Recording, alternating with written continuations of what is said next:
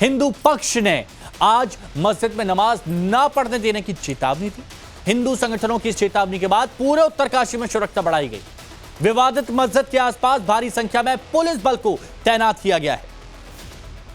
द्वारा मुसलमानों द्वारा तो फिर निश्चित रूप से फिर बाजार फिर कल फिर बंद किया जाएगा। फिर अनिश्चितकाल बंद की बात होगी। फिर ये मन स्पष्ट कर दिया, शासन को बोल दिया, उनके लोगों को बोल दिया, उनके अलाई को जो तंत्र मंत्र जो है उनको सबको कह दिया कि कल किसी भी कीमत से नमाज अदा नहीं होनी चाहिए। भाई तुम्हारे हमारे धारा 144 हमें तुम डंडे मारो और उनको नमाज अदा करने दो। मतलब हमारा लोकल देवता, हम कंडार देवता के दर्शन ना करें और मुसलमानों को तुम उसी जगह पर नमाज अदा करने दो, तो ये शासन की बिल्कुल सौतेलापन होगा। तो हिंदू पक्ष ने कल मस्जिद के विरोध में जनाक्रोश रैली निकाली, लेकिन रैली में जमकर हंगामा हुआ, बवाल हुआ। हिंदू संगठनों ने मुसलमानों पर रैली में पथराव करने का आरोप लगाया। हालात को काबू करने के लिए पुलिस को लाठी चार्ज करना पड़ा। दूसरी तरफ मुस्लिम पक्ष का दावा है कि मस्जिद के दस्तावेज उनके पास है और मस्जिद 70 साल पुरानी है। जो माहौल था, शायद उत्तरकाशी में पहली बार ऐसा माहौल हुआ है। इसको देखते हुए हमने खुद ही अपने स्तर से नमाज में ना आने की सबको अपील की है कि आज जुमे के दिन कोई नमाज में ना आए, क्योंकि ये हिंदू संगठन के जितने भी लोग हैं ये कहीं किसी के संग कोई बदतमीजी ना करें। कल जैसा कि आपको पता है ये पथराव भी हुआ है, पुलिस वालों पे भी पथराव हुआ है। तो इसकी सुरक्षा को देखते हुए और माहौल शांत होने की वजह से हमने यहाँ पर जो है नमाज के लिए आज खुद ही अपना मना कर दिया लोगों। देखिए, ये जो कुछ हो रहा है ना, ये सिर्फ एक मस्जिद का सवाल नहीं है। हाल में कई मस्जिदों को लेकर ऐसा विवाद सामने आया है। हिमाचल प्रदेश से लेकर उत्तराखंड तक कई मस्जिदों को अवैध बताया गया, जिसके खिलाफ हिंदू संगठन सड़क पर उतरे। हम सब ने देखा। कुछ मामले आपको बताते हैं जहां मस्जिद को लेकर बवाल हुआ, उसमें उत्तरकाशी भी है। उत्तराखंड मस्जिद हटाने को लेकर प्रोटेस्ट हुआ। संजौली मस्जिद शिमला आपने सबने देखा है। अवैध निर्माण के खिलाफ कार्रवाई हुई। कसुम्पटी हिमाचल में मस्जिद को लोगों ने यहां पर भी अवैध बताया। हिमाचल की ही ईदगाह बस्ती में वन विभाग की जमीन पर मस्जिद का दावा किया गया। हिमाचल के मंडी में मस्जिद के अवैध निर्माण को गिराने की मांग की गई और हिमाचल के बिलासपुर में मस्जिद के निर्माण कार्य पर सवाल खड़े किए गए। तो तमाम जगह पर ऐसे विवाद के बाद कई तरह के सवाल उठ रहे हैं। सवाल है कि उत्तरकाशी में मस्जिद की जमीन पर विवाद, पूरा सच क्या है? देवभूमि का माहौल कौन खराब कर रहा है? क्या देवभूमि में लैंड जिहाद की साजिश चल रही है? हिमाचल तो उत्तराखंड देवभूमि में लैंड जिहाद की साजिश क्यों, जैसा कुछ लोग कह रहे हैं? देवभूमि पर किसकी नजर है? क्या तभी डेमोग्राफी बदल रही है? ये बहुत से ऐसे सवाल हैं जिन सवालों के जवाब जानने की कोशिश की जानी चाहिए और इनके जवाब मिलने भी चाहिए, क्योंकि ये वो सुलगते हुए सवाल हैं जिनके जवाब सभी को चाहिए कि आखिर ऐसा क्यों हो रहा है। क्या देवभूमि का माहौल बिगाड़ने की कोशिश की जा रही है, और अगर की भी जा रही है तो कौन इसका जिम्मेदार है?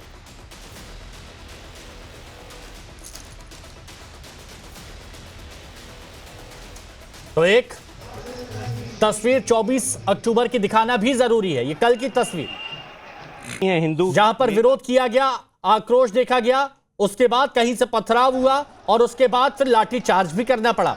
यहां पर हिंदू एकजुट होकर विरोध प्रदर्शन कर रहे थे और उसके बाद 25 तारीख जुमे की नमाज को लेकर जो अलर्ट जारी किया गया, चप्पे चप्पे पर पुलिस तैनात है। अब देखिए, जो मेहमान हमारे साथ जुड़े उन मेहमानों से हम आपको मिलवाते हैं। हमारे साथ आज इस चर्चा में एच.एस. रावत जी, हिंदू धर्मगुरु, जुड़े हुए हैं। आचार्य विक्रमादित्य भी हमारे साथ में जुड़ेंगे। मुफ्ती शमून कासमी, अध्यक्ष उत्तराखंड मदरसा काउंसिल से, वो भी हमारे साथ में जुड़ेंगे। फाजिल अहमद साहब, इस्लामिक स्कॉलर, हमारे साथ में जुड़ चुके हैं। हाजी महरुद्दीन रंगरे साहब, AIMIM प्रवक्ता, हमारे साथ में हैं। और बिलाल खान, राजनीतिक विश्लेषक, हमारे साथ में जुड़े हुए हैं। आप सभी का बहुत बहुत स्वागत है। फाजिल अहमद साहब, इस्लामिक स्कॉलर हैं आप, मैं आपसे जानना चाहता हूं कि क्या लगता है, क्योंकि इससे पहले हमने अलग अलग जगहों पर देखा, लेकिन देवभूमि में इस तरह के मामले ज्यादा हमने नहीं देखे, लेकिन अब क्या वजह आपको लगती है कि देवभूमि में ये आरोप लगाए जा रहे हैं कि वहां लैंड जिहाद हो रहा है, वहां पर डेमोग्राफी बदलने की कोशिश की जा रही है, एक साजिश के तहत धीरे धीरे वहां के हालात बिगाड़े जा रहे हैं? इस पर क्या कहेंगे आप? कोई मुसलमान कहीं मस्जिद बना ले, कोई घर बना ले, तो उनकी डेमोग्राफी बदलने लगती है। और ये उत्तराखंड, यहाँ के लोग अलग दिखते हैं। ये उत्तर प्रदेश और दिल्ली हरियाणा से 500-500 रुपए में बुला करके इन लोगों ने, और ये हंगामा करवा रहे, नफरती काम कर रहे, देश की कानून व्यवस्था के साथ खिलवाड़ कर रहे। 7 पुलिस वाले जख्मी हैं और आईसीयू में भर्ती हैं। अब पता चल गया ना कि कौन पत्थर चलाता है। अरे भाई, मस्जिद बाकायदा सरकार के मंत्री ने आके बयान दिया है कि मस्जिद की जमीन रजिस्ट्री है, दाखिल खारिज है, बाकायदा उनका नक्शा पास है, सब कुछ ठीक है। फिर भी ये तो गुंडागर्दी है। कहीं भी आप 4,000-5,000 आदमी को पैसा देके बुला लीजिए और कह दीजिए कि साहब ये आपके सूत्रों से खबर आई है कि 500-500 रुपए देकर उत्तर प्रदेश से बुलाए गए हैं। इन्हीं लोगों, सुन लीजिए, इन्हीं लोगों को 500 रुपए देके हम लोग शाहीन बाग बुलाते थे। अच्छा, पहचान लीजिए आप।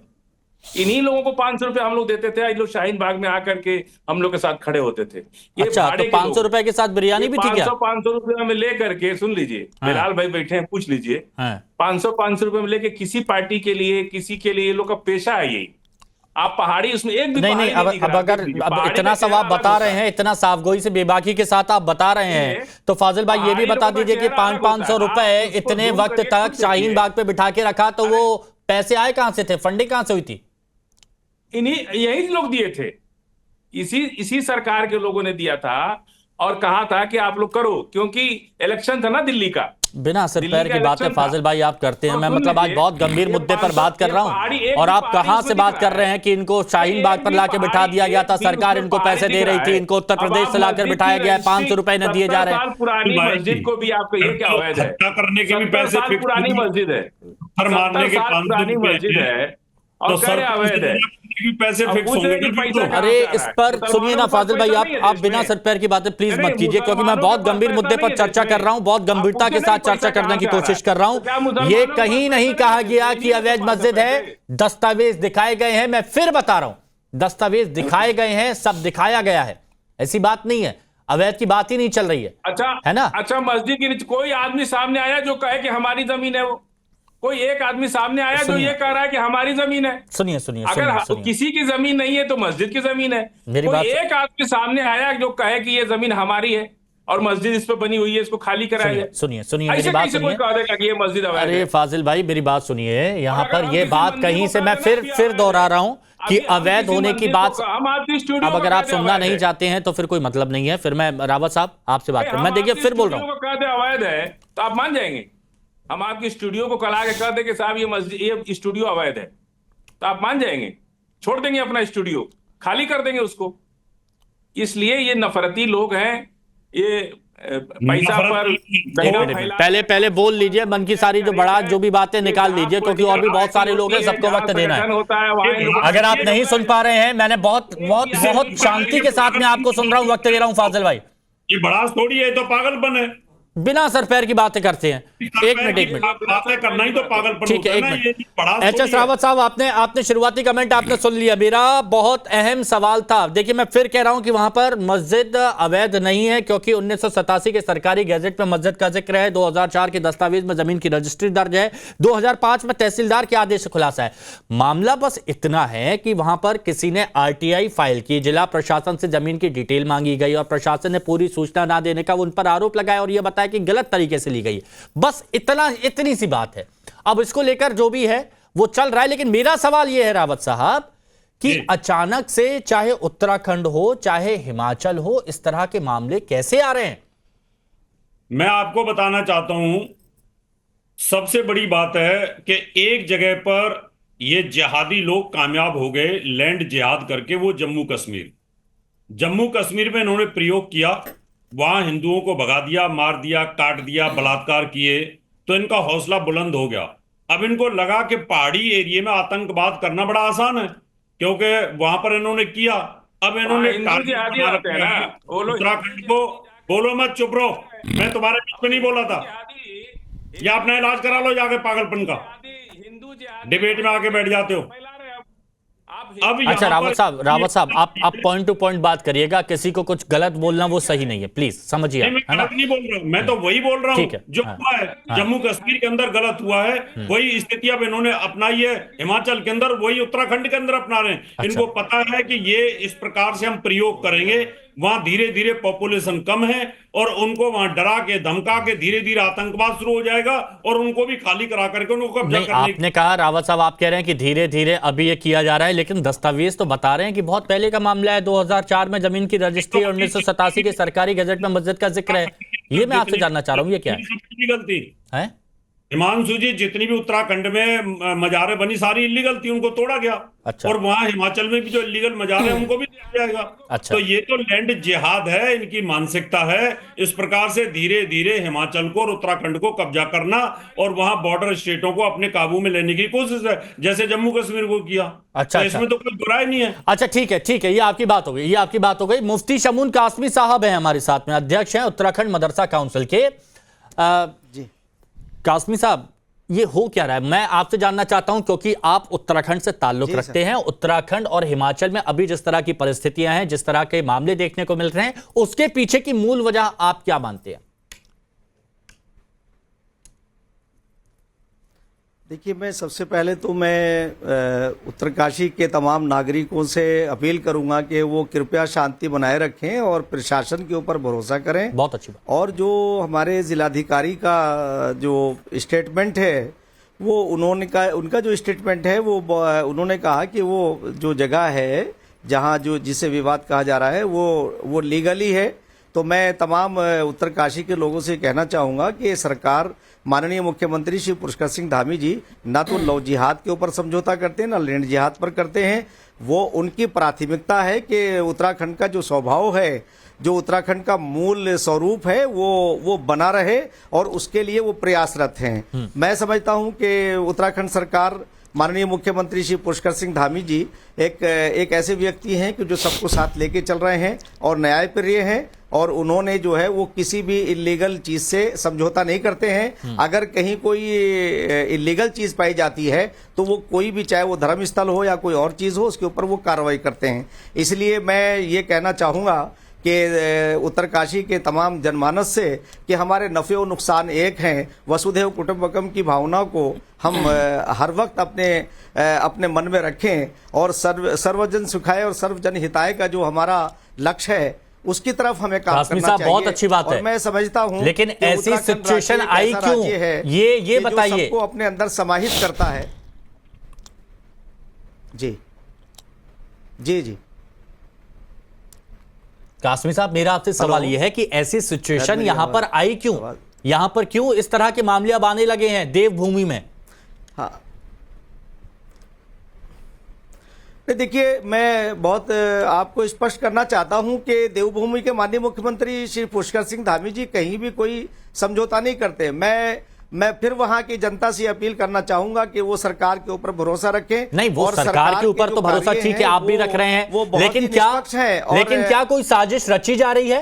तो आपने कहा कि लैंड जिहाद, लव जिहाद के मामलों को इस तरह बिल्कुल बर्दाश्त नहीं किया जाता। क्या वहां पर किसी तरह की साजिश रची जा रही है? नहीं, देखिए, मैं आपको ये वाजे करना चाहता हूं कि लैंड जिहाद हो, लव जिहाद हो या जबरन धर्मांतरण हो या अन्य नकल विरोधी कानून हो, जितने कानून हमारे उत्तराखंड राज्य माननीय मुख्यमंत्री जी लेकर के आए हैं, वो उन सबका इम्प्लीमेंट कर रहे हैं। आप विश्वास रखें कि कोई भी असामाजिक काम उत्तराखंड राज्य के अंदर नहीं होगा।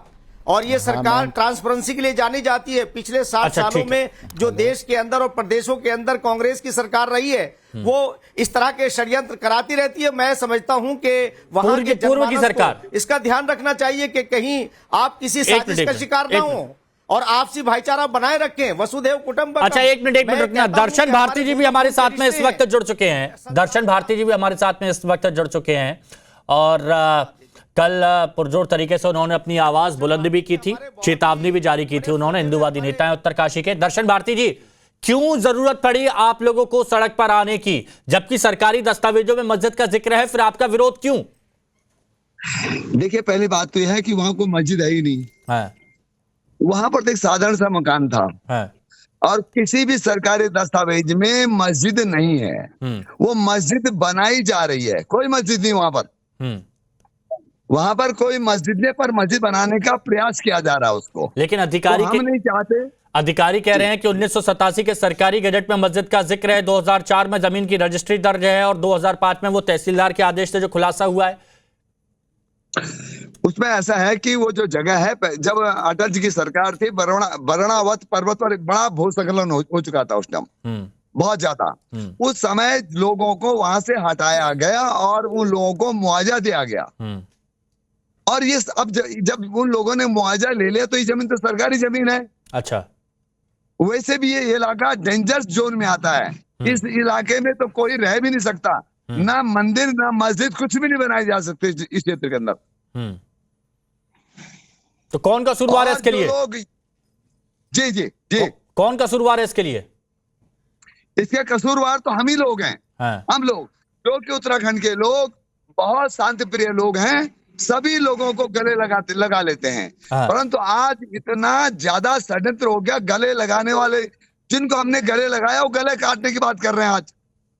अच्छा, काशी विश्वनाथ मंदिर के ऊपर भगवान बरणावत पर्वत के पास अगर कोई मस्जिद बनाई जाती है, कोई हिंदू स्वीकार नहीं करेगा, कोई भी नहीं। अच्छा, तो 70 साल पुरानी मस्जिद बता रहे हैं तो? नहीं, झूठ है, कोई मस्जिद है ही नहीं हो। ये जो ये ढांचा जो दिखाई दे रहा है आपको, ये कब बना? तो मकान था, एक छोटा सा मकान था। तो कब बना ये? एक छोटा सा मकान था जिसे कि मस्जिद का नाम दिया जा रहा है जबरदस्ती कि मस्जिद, जिससे कि इनको मस्जिद बनाने में आसानी हो जाए। अच्छा, ठीक है, ठीक है, ठीक है, ठीक है। आप बने रहिएगा, मेरे साथ बने रहिएगा। बहुत सारे सवाल हैं जिनका जवाब यहां पर लेने की कोशिश करेंगे। रघुरेश भाई, सुना आपने? मैंने सुना हिमांशु भाई, जिस तरीके से इस्लामोफोबिया आज जो है भारत में चरम सीमा पर है, और ये लगातार ये जो नैरेटिव और ये फेक प्रोपेगेंडा फैलाया गया कि मुसलमान जो है जिहाद करते हैं, मैं कहना चाहता हूँ जिहाद एक बहुत अच्छा शब्द है, और उसको जो किस तरीके से ये दिखाया जाता है और बताया जाता है लोगों को, लव जिहाद के नाम पे जो है मुसलमानों को टारगेट किया जाता है। लव जिहाद, लैंड जिहाद, हिजाब जिहाद, हलाल मीट जिहाद, मतलब थूक जिहाद, मतलब कहाँ तक मतलब स्तर ये है कि जब लोगों के पास मुद्दे ख़त्म हो जाते हैं वो इस तरीके की बातों पर आकर किसी भी तरीके से सामाजिक ध्रुवीकरण की जो है राजनीति वो करते हैं। और जो अभी आपके साथ जुड़े थे, अभी जो कह रहे थे कि वहाँ तो मंदिर नहीं, मस्जिद नहीं थी, घर था। अरे भैया, आप कौन होते हैं कहने वाले कि वहाँ मस्जिद थी, मंदिर है? ये तो काम हमारी अदालतें करेंगी, आपका क्या मतलब है? आप बेगानी शादी में जो अब्दुल्ला होए दीवाने जो बनकर जो घूम रहे हैं, आप लगातार जो है चाहते हैं कि मस्जिद, एक भी मदरसा, एक भी जो हमारी और इबादत गाहें, कब्रिस्तान से लेके और जो मज़ार की भी बात बार बार हो रही थी। तो सरकारें लगातार इन्हीं मुद्दों पर खेलना चाहती है, बैटिंग करना चाहती है।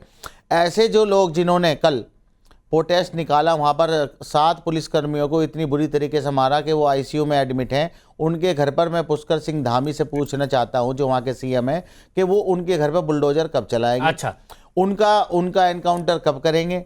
तो इस तरीके से अगर आप ऐसे लोगों को छोड़ते रहेंगे और उनके खिलाफ, अच्छा ये मैं पूछ लेता हूँ, बहुत जरूरी पॉइंट आपने उठाया है ना। अगर नहीं करते तो इसका मतलब क्या है कि वो खुद चाहते हैं कि ऐसे मसले जो है। दर्शन भारती ने कल पथराव किसने किया था? दर्शन भारती ने पथराव किसने किया था? बोलते आप लोगों ने पुलिस वालों को मारा।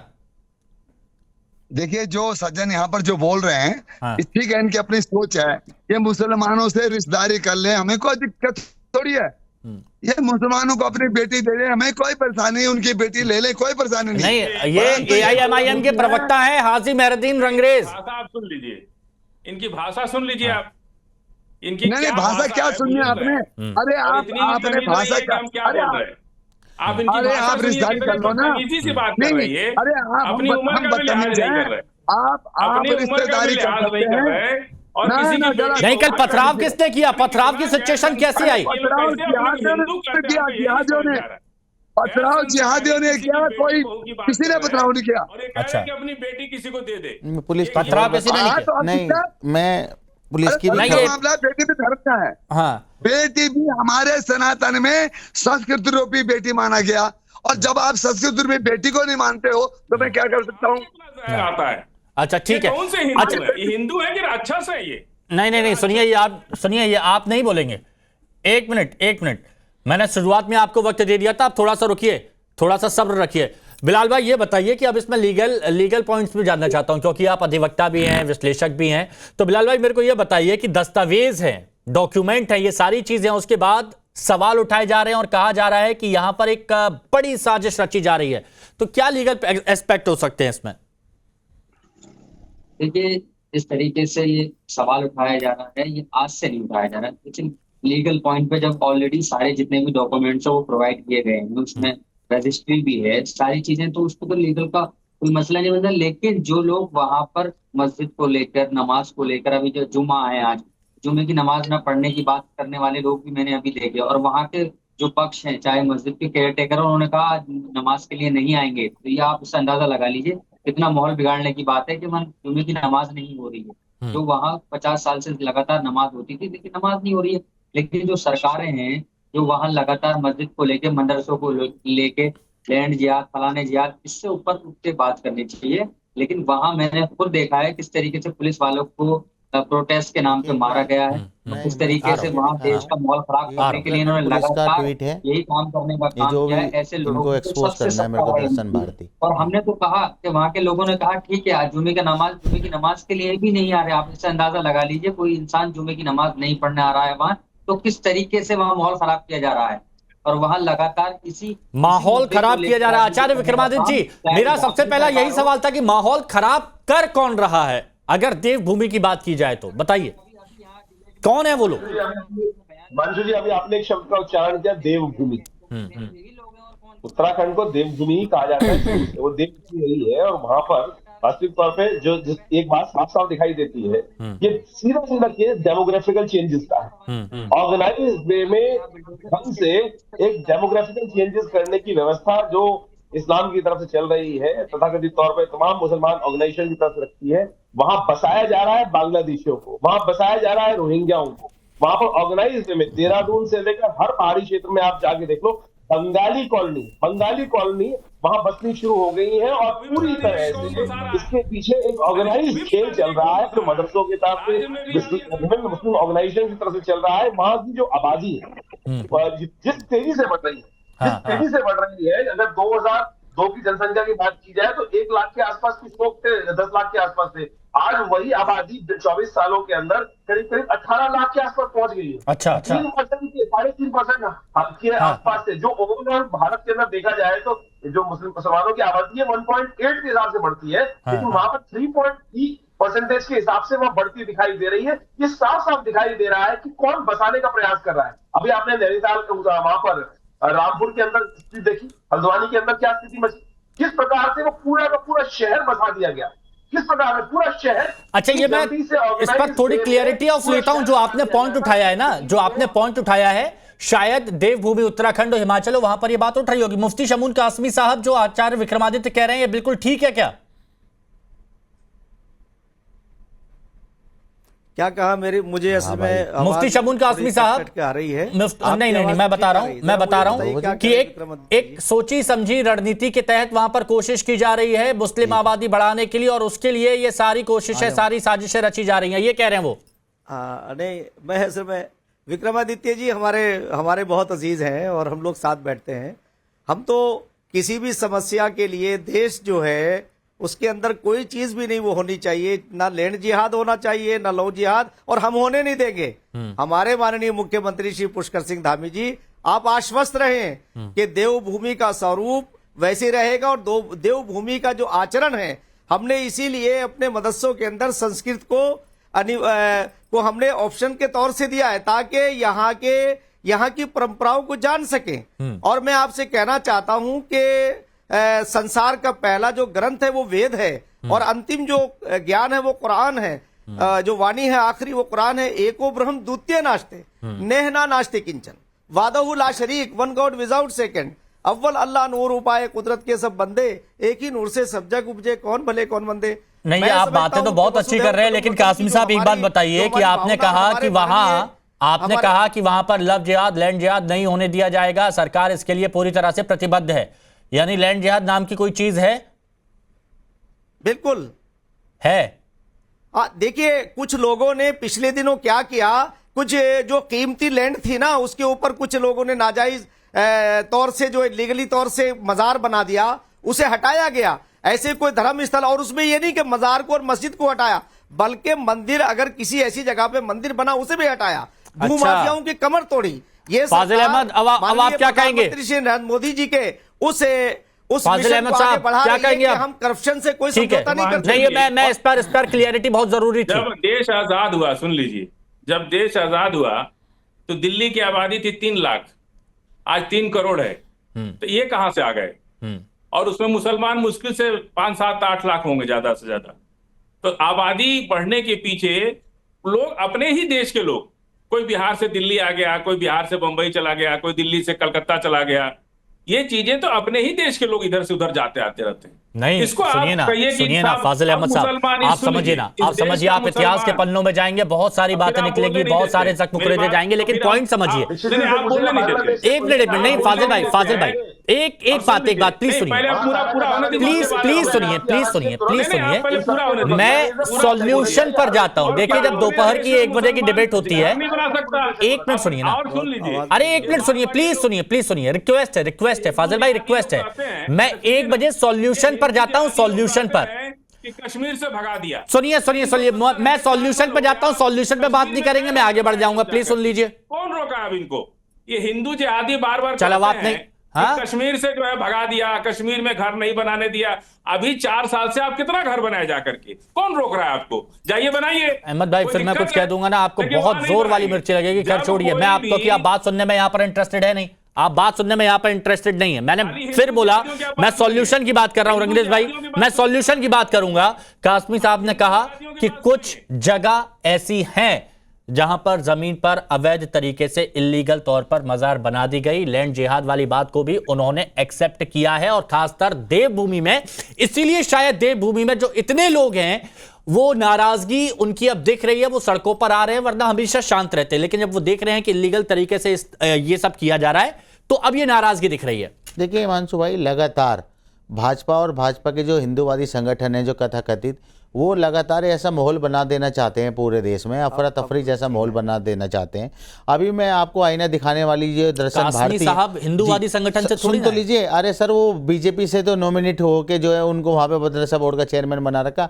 सुनिए हिमांशु भाई, अगर किसी की विचारधारा आपसे नहीं मिलेगी, सुनिए ना सर, अगर किसी की विचारधारा आपसे नहीं मिलेगी, देखो मैं बहुत, अब मैं बीच में बात कर रहा हूं ना, अभी इनकी बात कर रहा हूं मैं, कासमी साहब की। अगर किसी की विचारधारा आपसे नहीं मिलेगी, तो क्या वो बीजेपी के हो जाएंगे या फिर अलग हो जाएंगे वो आपसे? अरे सर, वो बीजेपी के हैं या नहीं है, ये जग जाहिर बात है, आप मत बताइए। ये देखिए, ये जो दर्शन भारती बता रहे थे कि वहां पे जो है मुसलमान जिहादियों ने, आतंकियों ने जो है पथराव किया, ये यूपी वहां का उत्तराखंड का पुलिस का ट्वीट है। उन्होंने बताया ऐसा कुछ नहीं था, ये फेक है। तो इसका मतलब ये क्या पूरा पढ़ के बताइए ना, क्या इसमें लिखा है? उत्तरकाशी में जनक्रोश रैली में विशेष समुदाय द्वारा किया गया पथराव सोशल मीडिया पर फैलाया जा रहा है भ्रामक जानकारी है, ये गलत है। हाँ, ये तो किसने पथराव किया है, ये बताइए। ये पथराव जो दर्शन भारती हैं, इनके गुंडों ने जो ये कथाकथित हिंदू संगठन है, नहीं, इसमें लिखा, एक मिनट, इसमें लिखा गया है हिंदूवादी संगठन की तरफ से पथराव हुआ। सर बताइए, ये पढ़ लीजिए ना सर, आप पूरा उन्होंने ट्वीट किया है। आप भेजिए मेरे को, मैं पढ़िए ना। बताइए, हिंदूवादी संगठन लिखा है उसमें, बिल्कुल बताइए। अरे पथराव फिर किसने किया? नहीं, अरे एक मिनट, तो आप बताइए, हिंदूवादी संगठन, इन्होंने पुलिस पे एक मिनट प्लीज, आप इधर, हिंदू संगठन, मैं कहता हूं ऐसे लोगों के जूते मारने चाहिए, नहीं, जो पूरे देश का अमन चैन खराब कर रहे हैं। एक मिनट प्लीज, सुनिए, एक मिनट सुनिए, मेरी बात सुनिए। अगर आप में हिम्मत है तो आप करके बताइए, कैसी बातें कर रहे हैं आप, कैसी बातें आप कर रहे हैं, कैसी बातें आप कर रहे हैं स्टूडियो में बैठ के, बुलडोजर, ये स्टूडियो में बैठ के ऐसी बात नहीं। और सबसे पहली बात, मैं चाहता हूं, एक मिनट प्लीज, और आप अच्छी बात है आपके स्टूडियो में, नहीं, आप मेरे को प्लीज झूठ बोल रहे हैं यहाँ पर बैठकर। आप प्लीज मेरे को वो दिखा दीजिए जो आप दिखाना चाह रहे हैं। प्लीज एक मिनट प्लीज, नहीं, बहुत जरूरी है, प्लीज सामने लाइए, आप मेरे को ये दिखाइए। ट्वीट क्या लिखा है, आप ये बहुत, उत्तराखंड पुलिस, पढ़ लीजिए। हिंदू संगठन द्वारा रैली जुलूस के लिए निर्धारित रूट का प्रयोग न करते हुए पुलिस द्वारा लगाए गए बैरिकेडिंग पर रोकने पर प्रदर्शनकारियों, भीड़ के द्वारा पथराव, बोतलें फेंकी गई तथा बाद में कुछ लोगों के द्वारा किनारे पर भवन के पीछे ऊपर जाकर पथराव किया गया। इसमें कहां पर यह लिखा गया है कि यहां पर किसी एक की तरफ से, चाहे वो हिंदू या मुस्लिम, पथराव किया? प्रदर्शन कर रहे थे हिमांशु भाई, क्या हो गया? मैं एक बात कह रहा हूं, आपने कहा कि इनकी तरफ से, उन्होंने कहा आपकी तरफ से, तो ये गलत है कि नहीं है? और ऊपर से सुनिए, नहीं, और आप